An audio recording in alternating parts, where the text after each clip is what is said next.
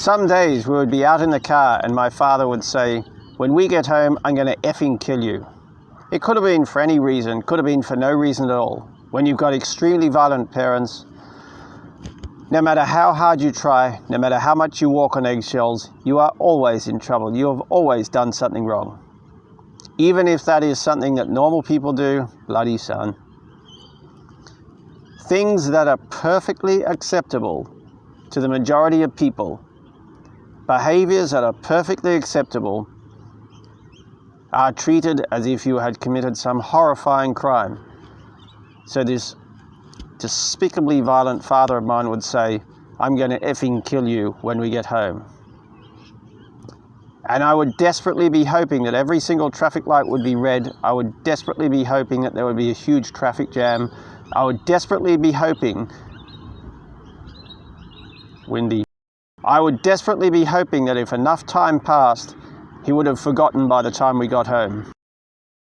And the violence knew no measure. He would pick up absolutely anything that was to hand to hit me with. It might be the edge of a paint tin.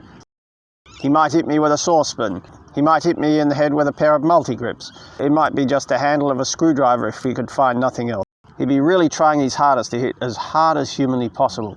But almost every single time, my hair got sticky with blood.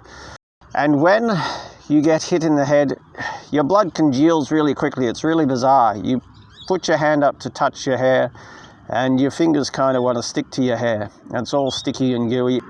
Then the site of the wound becomes a bit like a sort of volcano. It develops a sort of a wet, gooey, scabby thing that stays there for a number of days and then eventually falls out.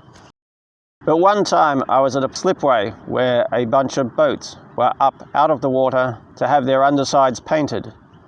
And he told me to scrape the barnacles off the propellers.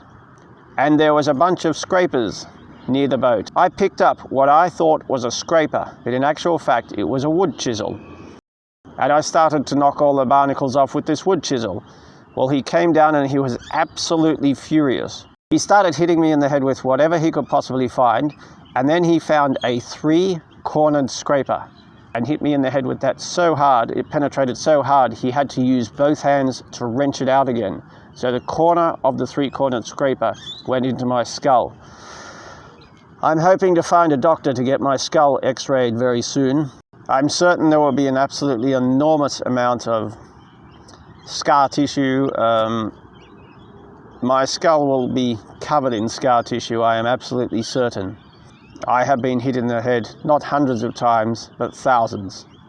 Each time when something metal, or in this case, the sharp corner of a 3-cornered scraper, so it's like being stabbed with a blade really, it is horrifying when it hits your skull. It is unbelievably hard, and the shock goes through your entire body. Your body actually goes into shock. Many, many times I would get that sensation throughout my entire body. I didn't know what it was at the time, but I realize now it was the body going into shock. And now let me be clear. Now I have survived this, but many babies are bashed to death. Babies. Children only a few weeks old or a few months old. They are bashed to death. When these babies' bodies are examined, one typical case, the baby had well over 100 separate cigarette burns on its body. This was a baby just a few months old. It had half a dozen broken ribs. It had a punctured lung. Its liver was torn completely in half. And it had at least one partially healed bone, indicating that it had previously been beaten and received broken bones from previous beatings. So it's not as if all of this happened just once. It happened again and again and again and again and again.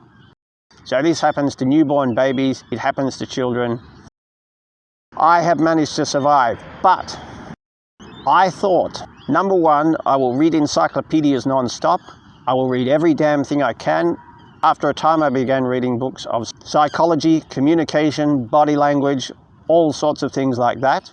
And I thought, if I just put in a huge amount of effort, if I learnt from the great communicators, if I read books on communication, if I studied the great communicators, if I watched their body language and their micro expressions, if I examined in great detail everything about their communication. I thought I could heal myself, and I thought I could become a normal member of society.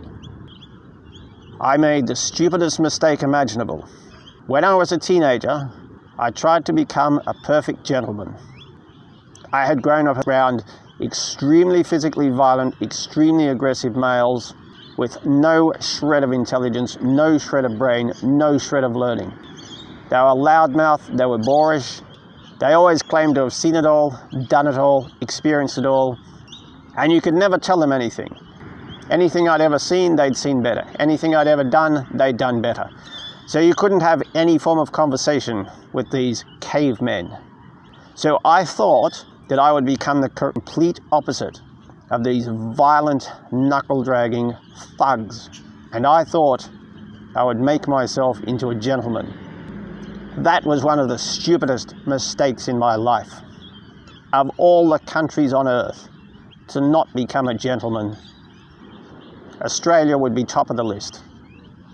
I didn't realize that in this country, if you make yourself refined and intelligent, you are considered to be lacking in masculinity. You are viewed as weak and pathetic. To make your speech very refined, to make yourself highly intelligent, and to speak in a very polite, very refined manner, and to be quietly spoken, was viewed as being a weakling, viewed as being pathetic, and viewed as lacking in masculinity. And so I felt the urge, especially over the last few years, to really try and coarsen myself, to really hide any refinement I might have. And psychologists tell us that children as young as 3 are learning to hide their intelligence in order to fit in. How wonderful it will be if I can turn this upside down world back the right way up again, if we can value intelligence rather than valuing stupidity. What a wonderful future the human race will have. I'm going to do my best. Thank you, ladies and gentlemen. Cheerio.